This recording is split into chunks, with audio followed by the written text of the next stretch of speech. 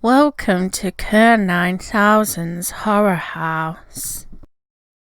Now, when I was first getting into horror movies and I was young, I used to go to a local video shop where they rented old films for 50p each. And at the weekend I'd go just rent a whole bunch of them, just randomly. I'd look at the covers and decide, oh, I'll try that. And this is a film which I didn't do that with, but I did my modern equivalent, which is you go on YouTube and you look for old horror movies that people have uploaded. I'll start by saying first, I'm sorry if this review is a little spoiler based, but it's just one of those films where to talk about it, you need to talk about particular parts of it.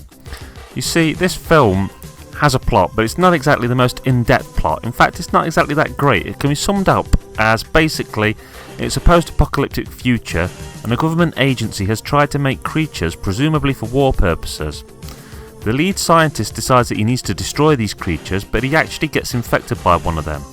So he takes the other last remaining one and goes on the run. The idea being, if he can study the creature and learn its weaknesses, he can remove the one from inside of him.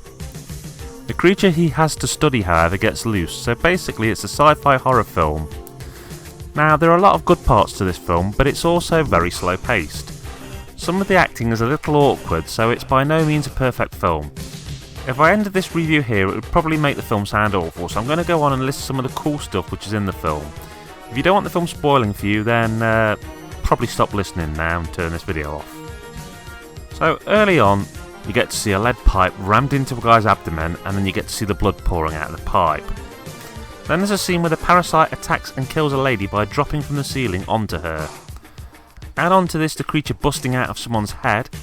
The effects in this film look pretty good for the time, and there are some fantastic set pieces, and they really are what make the film, but you get the feeling that there was so much more potential here. I didn't realise it while I was watching this film, but it's a Charles Band production. Yes, the Charles Band responsible for the Puppet Master films. And seeing as Puppet Master got so many sequels, it's almost a shame that this film didn't get even one. The film's lead character is not the best, but there's a government agent chasing him who is pretty darn intimidating and a cool baddie to the degree that you'd rather spend more time following him than the main character. In fact, I found it kind of hard not to root for the villain in this one. So overall, how would I rate this film? Well, and bear in mind I'm aiming this score at fans of the genre. If you usually like this kind of thing, then I'd give the film a 7 out of 10. I think it's well worth a watch, but it's not an all-time classic or anything. However, everything I like about this film is pretty much pure 80s goodness.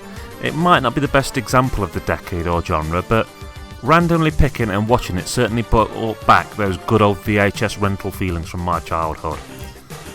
It's a strange and interesting film, and if you can either buy it or find it on YouTube, definitely worth a watch. Okay, that's Kerr 9000 signing off, saying keep on watching those horror movies, boys and ghouls.